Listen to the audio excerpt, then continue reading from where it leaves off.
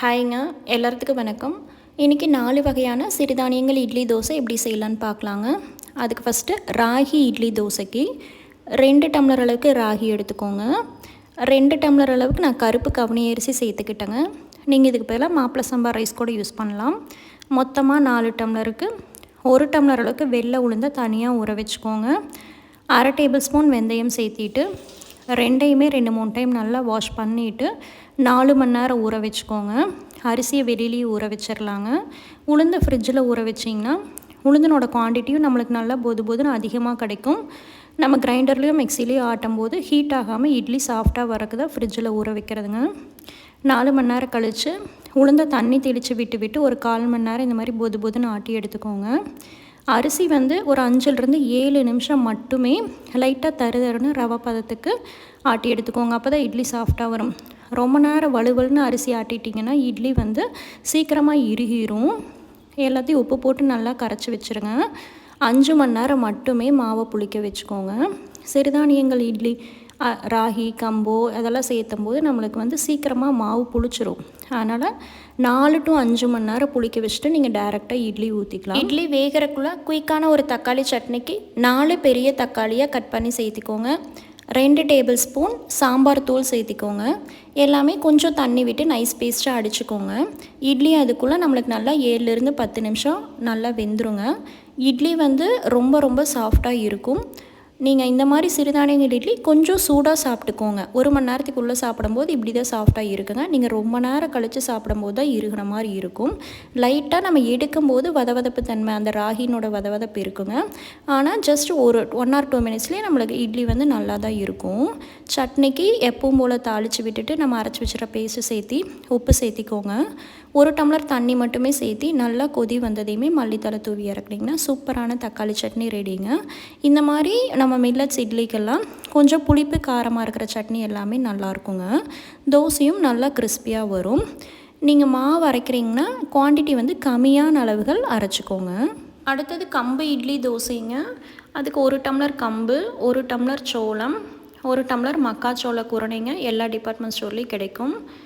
அது கூட 1 டம்ளர் வரகரிசி சேர்த்துருக்கேங்க.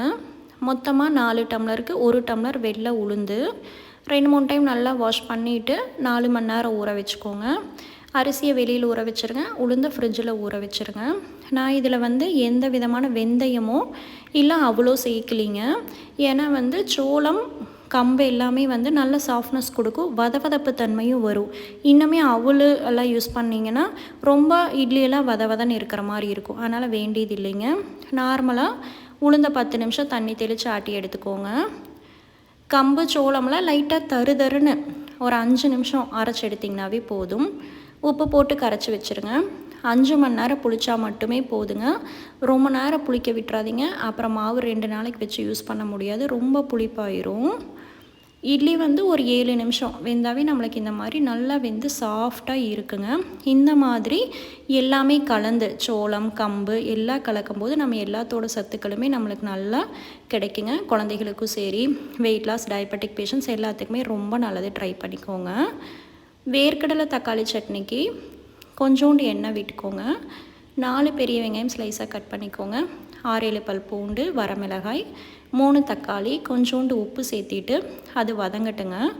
இன்னொரு சைடில் 1 கையளவு வேர்க்கடலையை வறுத்துக்கோங்க.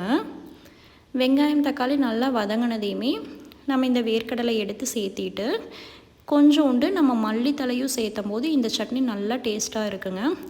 இது எல்லா சட்னியுமே ரொம்ப குயிக்காக செஞ்சிடலாம். சிறுதானியங்களுக்கெல்லாம் நல்ல ஒரு பெஸ்ட்டு காம்பினேஷனாகவும் இருக்குங்க இந்த சட்னி. சூப்பராக நம்மளுக்கு ரெடி ஆயிடுச்சு. நீங்கள் வாரத்தில் ஒரு நாளைக்கு இந்த மாதிரி மிக்ஸ்டு இட்லி ட்ரை பண்ணிக்கோங்க, நல்லாயிருக்கும். அடுத்து ரொம்ப ஹெல்த்தியான பாசிப்பருப்பு இட்லி தோசைங்க. அதுக்கு 1 டம்ளர் உடச்ச பாசிப்பருப்பு எடுத்துகிட்டு நீங்கள் முழு பச்சைப்பயிறு கூட சேர்த்திக்கலாம். 1 டம்ளர் வெள்ளை உளுந்துங்க. 1/2 டம்ளர் ஜவ்வரிசி சேர்த்திக்கோங்க. இட்லி நல்லா சாஃப்டாக வரும். 2-3 டைம் நல்லா வாஷ் பண்ணிவிட்டு 3 மணி நேரத்துலேயே நம்மளுக்கு நல்லா ஊறிடுங்க. கம்மியான குவான்டிட்டிங்காட்டி மிக்ஸி ஜார்லேயே நீங்கள் அரைச்சி எடுத்துக்கலாம். உப்பு போட்டு கரைச்சி 5 மணி நேரம் புளிக்க வச்சிங்கனாவே நல்ல மாவு பொங்கி வந்துடுங்க. 5 மணி நேரம் கழித்து நீங்கள் இட்லி ஊற்றிக்கலாம். தண்ணி நல்லா கொதிச்சதுக்கப்புறம் வச்சுக்கோங்க. இந்த இட்லி ரொம்ப ஹெல்த்திங்க. பச்சைப்பயிரில் வந்து அதிகமான ப்ரோட்டீன் கண்டென்ட் இருக்கிறனால வெயிட் லாஸ் இருக்கிறவங்களுக்கு சரி, குழந்தைகளுக்கும் சரி, டயபெட்டிக் பேஷண்ட், தைராய்டு இருக்கிறவங்க எல்லாருமே இதை எடுத்துக்கலாம். இது வந்து ரொம்ப குயிக்கான மெத்தட்லேயும் செஞ்சிடலாங்க. தோசையும் ரொம்ப ரொம்ப கிறிஸ்பியாக வருங்க. இதுக்கு வந்து சிம்பிளான தேங்காய் சட்னி, தக்காளி சட்னி எல்லாம் நல்லாயிருக்கும். இது ஒரு டிஃப்ரெண்ட்டான தேங்காய் சட்னிக்கு 2 டேபிள் ஸ்பூன் எண்ணெய் விட்டுக்கோங்க. 2 டேபிள் ஸ்பூன் வெள்ளை உளுந்தம்பருப்பு சேர்த்து நல்லா கோல்டன் ப்ரௌன் ஆகிற வரைக்கும் வறுத்துக்கோங்க. அப்போ தான் சட்னி டேஸ்ட்டாக இருக்கும். 3 பெரிய வெங்காயம், 3 பச்சை மிளகாய், கொஞ்சோண்டு உப்பு சேர்த்துனிங்கன்னா சீக்கிரமாக வெங்காயம் வதங்கிடும். அதுக்கப்புறம் ஒரு கையளவு பொட்டுக்கடலை சேர்த்திக்கோங்க. கொஞ்சோண்டு நல்லா ஃப்ளேவருக்காக மல்லி இலை சேர்த்திக்கோங்க. அரை மூடி தேங்காய் திருவல் சேர்த்துனதையுமே ஸ்டவ் ஆஃப் பண்ணிவிட்டு ஜஸ்ட்டு மிக்ஸ் பண்ணி விட்டு ஆற வச்சு தண்ணி விட்டு நீங்கள் நல்லா தண்ணி சட்னியாகவும் ஆட்டி எடுத்துக்கலாம், இல்லாட்டி கெட்டி சட்னியாகவும் ஆட்டி எடுத்துக்கலாங்க. லாஸ்ட்டாக தாளிப்பு கொடுத்தீங்கன்னா நல்லா ரொம்ப டேஸ்டியான தேங்காய் சட்னி ரெடிங்க. குயிக்காக செஞ்சிடலாம், ட்ரை பண்ணிக்கோங்க, நல்லாயிருக்கும். நான் வந்து நிறையா வகையான சிறுதானியங்கள் இட்லி தோசை போட்டிருக்கேங்க.